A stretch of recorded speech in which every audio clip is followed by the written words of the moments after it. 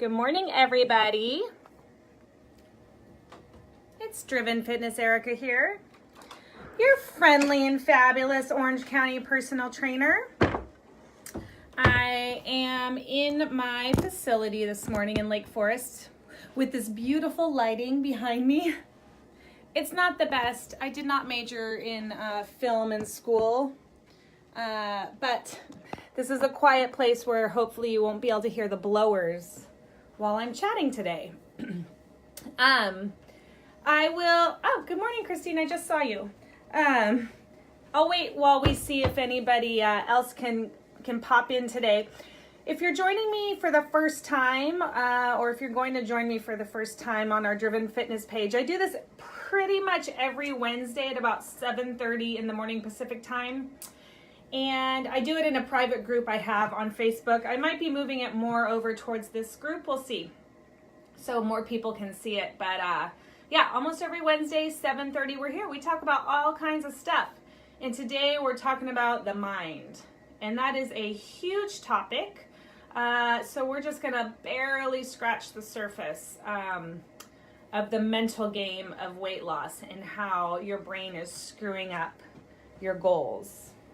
Because the mental part really is the key, right? I mean, we can talk about fitness, we can talk about nutrition, but if you don't have your mind in check, then you really are not going to be successful in the goals that you want to reach. I really, truly believe that. So I think it's one of the main things that we're missing in our programs. Even in my program, it's not the best. Like, we have a big program. Anywhere where you're in group fitness, it's really hard to be able to talk about that mental, the mental aspect on a regular basis, which is why I like these Facebook Lives, because it gives me a chance to talk about a lot of stuff that maybe we can't talk about in the midst of a circuit class or a stretch class or, you know, any place where there's 20 people and we just don't have the time to sit down and really focus on some of that extra stuff. So I'm excited to talk about that today. Usually my Facebook Lives are just 10 to 15 minutes. I keep them nice and quick, just a little snippet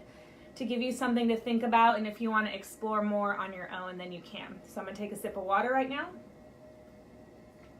We get a lot of people who watch these on replay, so we don't always have that many people live. Okay, so I have my notes here. I'm looking back at my notes as always. Every quarter at Driven Fitness, we do weighing and measuring and fitness testing, and I saw some interesting patterns this week when we did it this time, and I was thinking about them a lot, and that's why I brought this topic up for today's Facebook Live, because I see the same patterns every time we do these weigh-ins. So most people hate our weigh-ins and our fitness testing, and I see a couple of different things. One, I get a lot of moaning and groaning when people hear that it's time to weigh in and do your body fat and test for fitness, which to me, if you've been doing what you're supposed to be doing, there shouldn't be a lot of moaning and groaning, right? I mean, like, if you're watching what you eat, it's very simple. If you're watching what you eat and you're exercising, then you should have no problem testing your fitness level and your weight. So number one, that shows me right away people are not doing what they're supposed to be doing.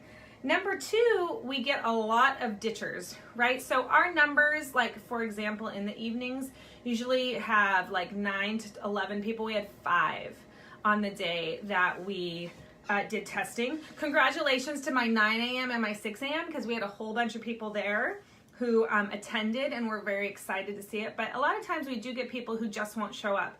I don't know whether it's like they feel like they don't get a really good workout, because it's a different kind of workout, or they just don't want their number to know what their numbers are. But I see that the numbers go down in those particular days, and I always go back and forth about whether I should do the testing, not do the testing. Do people really care? And I just decided, you know what? Yes. Hey, Linda, we are going to do the testing. We're going to continue to do the testing because it's important. It's important to see where you're at in your life, you know, fitness and health-wise, just like going to the doctor once a month. And then it's important to see how you're improving or not improving. And then even more so, it's important to learn how to deal with the consequences of your actions, right? So whether it's happiness or disappointment, it's important to learn how to recognize those feelings and then deal with those feelings. Linda says, I like the testing. That's awesome. A handful of people love it. They appreciate it. They like to see how they improve. Usually those are the people that are doing what they're supposed to be doing. So the ones who are not are the ones that don't like it. And the thing is that if you continue to deny it, you're not going to reach your goals, right? Denial is a very strong feeling, and it is going to keep you from reaching, the place that you want to reach. So Linda is watching right now, and she has the best metaphor. I don't know if it's a metaphor. I'm challenging my English skills right now for testing, which is that it is a snapshot of your life. It's just a snapshot of your life. So no snapshot of your life should be so firmly connected to your feeling of self-worth, that it is going to ruin your whole day or your whole week or your whole month, right? Maybe you've been injured. Maybe you've been going through a hard time at your job. Maybe you've been caring for a sick mother. Maybe you've been doing everything you're supposed to be doing. It's just a snapshot, right? And it gives us a place to either adjust if we need to, or a place where we can say, you know what, you're doing exactly what you need to be doing, just keep doing that. So for those of you who don't like it, who ditch, who moan and groan, we need to start reframing how we think about things and not attach our self-worth and our value so much to just one day of testing. I think one reason people don't like the testing is because it gives a concrete result of their actions, right? So if you have not been eating well and if you've not been exercising, it most likely will reflect in your fitness testing. You're not going to run your mile faster. You are not going to hold your plank longer, and you might not see any movement on the scale. And you know what? That sucks, because that forces you, when you see those results, to look inward and take responsibility for your actions. And that is uncomfortable, and it's not fun. And that's what people try to avoid. But you have to remember that those places of discomfort are where the growth happens. So again, we have to work on not pushing those feelings away, but instead going inward, examining the feelings and saying, you know what, I take responsibility for these results. And if I really want different results, then I need to start to do something differently. And I think that people don't like to face that. So again, if you're one of those people, start making those little switches of taking responsibility for your actions and then the results that you're getting. That's where you have change. So this week we did our fitness testing, and I saw a couple of things that I find very fascinating. So number one is that our scale was weighing light, right? So we have a manual scale, and I calibrate it every time before we all weigh. I calibrate it with the 50-pound weights, the heaviest one we have, so that it's accurate. Person after person got on the scale yesterday, this week, and said it's light. And not like, oh, it's light, they were happy about it, or, oh, it's light, not even just having a very neutral attitude about it. It was like they were super concerned that it was light.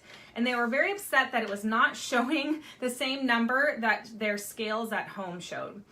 So I started thinking about this, and I thought, why are people freaking out so much? Like, what is, obviously we want the scale to be accurate, right? So all I can do is recalibrate or buy a new scale. But you have to remember a couple things. Number one, no scale is the same. The electric scales that you stand on at home are not always the best. So you can take two separate scales back to back, weigh yourself, and they might show something different. It's just the nature of the technology of our scales. Unless you're calibrating your scale every day, it's probably not going to be accurate. But what I found most fascinating about this situation was that it was like beyond comprehension for people that they actually had lost weight, right? So out of everyone, everyone lost weight, which is unusual. So yeah, the scale is probably off. But maybe some of you have lost weight, right? Give me a quick thumbs up if you've been doing what you were supposed to be doing, if you were really working towards your goals and you were happy with your results, right? And I just think it's so sad that instead of celebrating the fact that they may have lost weight, instead of being happy and proud of what they had been doing and all they had accomplished in the last 3 months, they were like so concerned that the number wasn't correct. And you know what? For most of you, the number doesn't matter. The absolute number on the scale does not matter for most of you. What we want to see is a general trend. And say like you wanted to hit 145 and it showed 143 and you're like super upset because you're at 143. Like add a couple pounds. You know what? Like weight goes up and down every day according to what you're eating, how much water you're retaining, the clothes you're wearing. So why are we so fixated on that actual absolute number? If you hit that number, what's going to happen in your life? Is it magically going to become like better? Are you going to be a better person? Is your marriage going to get better? Are you going to get a promotion? Like, especially for females, we are so fixated on that number, which is why we don't weigh here very often, is because I don't know what it is, if it's the way we are brought up as females in America, culturally, what it is about us having to hit that number. People say to me, I want to hit the number that I was when I was in high school. Well, guess what? You're 30 years older. So most likely you're not going to hit that number. And if you do, you're not going to look the same as you did when you were in high school. A lot of times as you get older, I've talked about this before, you don't look as good when you're that thin. You look kind of like gaunt, right? So before you get all bent out of shape about the number, think about what that number means to you. If you hit it, do you think that your life is going to get better? And what's going to happen if you do not hit that number? Are you going to get fired from your job? Are your kids not going to love you anymore? Like, is everyone going to abandon you in your life? No. So why are we pinning our self-worth and our value in society and in the world to that one number? It's a very, very unhealthy habit, and it's one of the ones that we have got to start breaking, because once you start getting that, you have that attitude in your head and you're fixated on it, it's going to affect how you operate in your everyday life, right? So I was meeting with a friend the other day, Coach Stephanie of Surge Swim Methods. By the way, she's an amazing swim instructor. And she does a ton of work on the mental game of athletics, of weight loss, and we're going to actually have her here at the early next year, and I'm super excited about it. That's why we were meeting. And she always talks about how we formulate pictures in our mind. And those pictures then are translated into words. And then the words are translated into actions. And that is how our mental game influences what happens in our life. So if you, for example, say, I have got to be 145 pounds, you have this picture in your mind of what you look like at 145 pounds. What happens when you don't reach 145 pounds? What does your mental picture change to? Maybe you look fat to yourself in the mirror in your picture. Maybe you look like soft. Maybe you see arm jiggle, right? Those are the pictures. Then that is translated into words. I'm fat. I'm sloppy. I'm not worth anything. No one loves me. And then that translates into actions. If I'm fat and nobody loves me, why even try? In this case, an inaction, right? So I'm fat.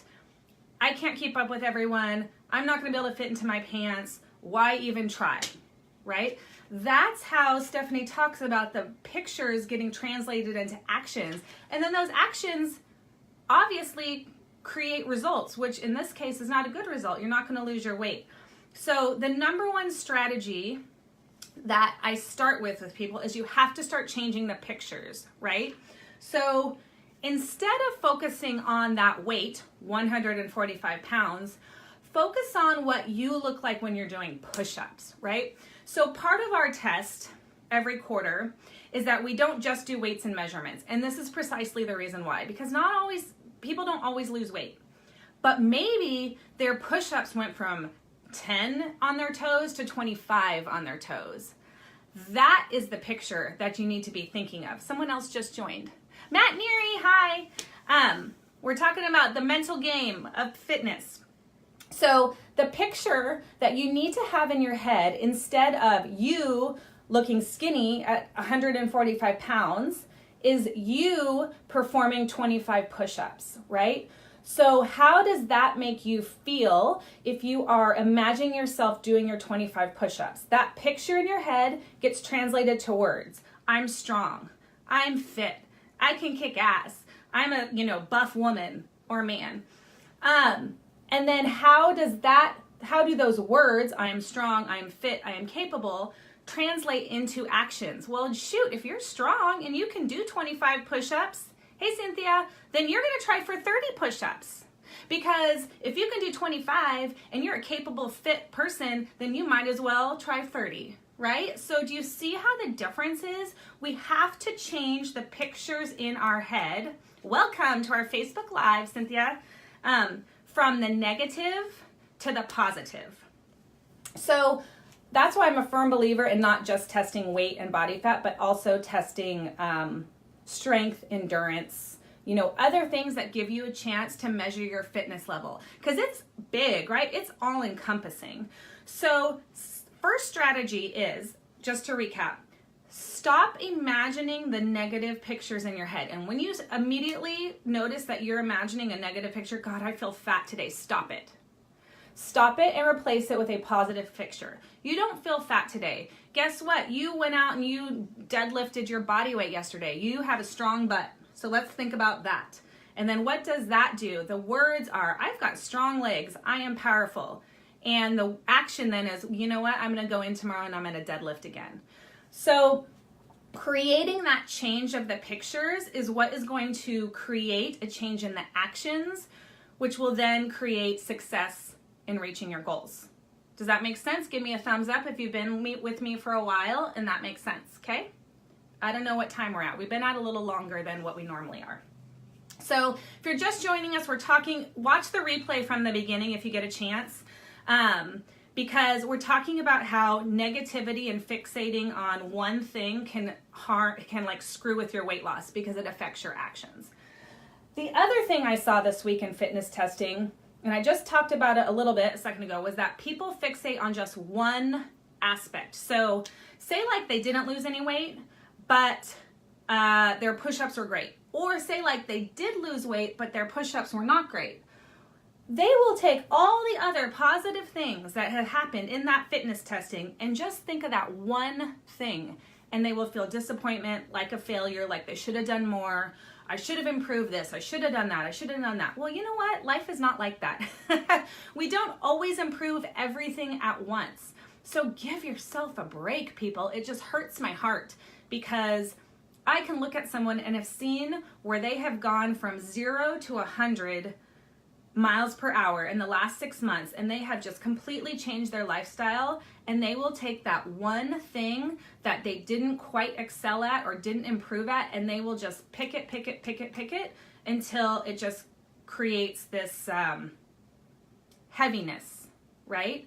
And then again, that affects your actions. So if you ignore all the good things and you're like, but I didn't do faster in the mile, like what's the point? What's the point? I'm slow. I'm never going to be fast. I'm just not a runner. Like I'm just not cut out for this, right? So those words in your head then create the actions. So it all comes down to stopping that negativity right when it starts with those negative pictures, replacing them with a positive picture.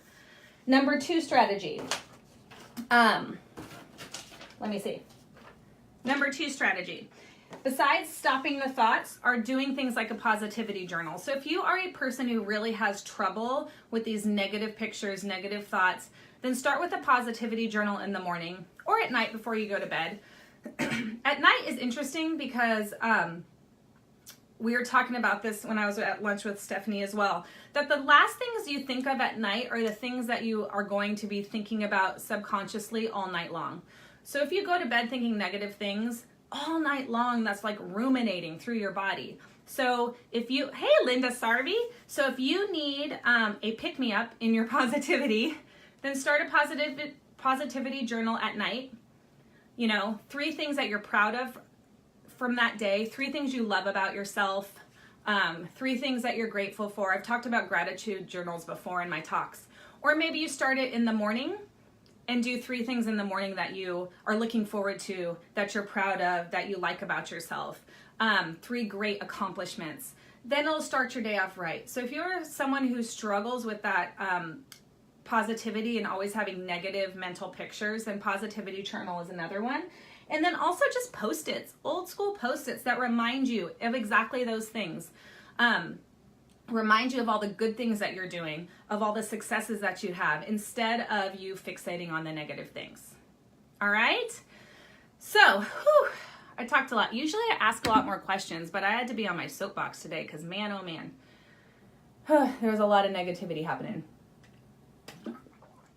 And it's just not productive, right? And it's just not, it just makes me so sad to see people who are inspirational, who have done so much, who are living a healthy life, and they are so down on themselves because they don't like this arm waggle, right? So it's like they may have improved everything and they don't like the arm waggle. So therefore, all of the other positive things are negated. And I've talked about the arm waggle before. Everybody has that. Gravity is holding you down. So just stop doing that. Don't hold your arm like that. That's why people wait like this. All right? Okay. So I'm going to send you off today with a little challenge.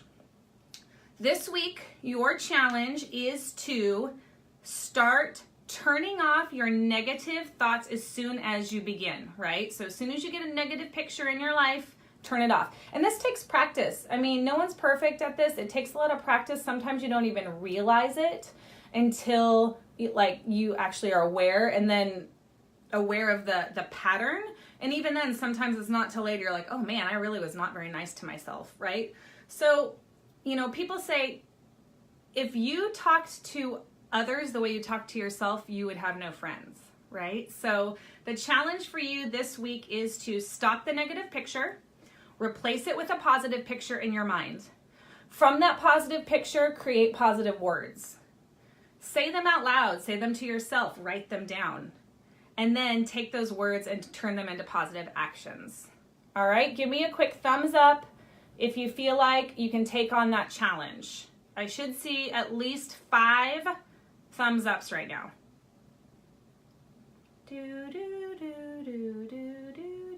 Whoop, there's 1, there's 2. Good job, there's 3, there's 4. Awesome. Okay, good work. 100, I like it. All right, so go out and conquer your day. Positivity challenge, positive photos, positive pictures in your mind. And I will see you guys next week, okay? Bye.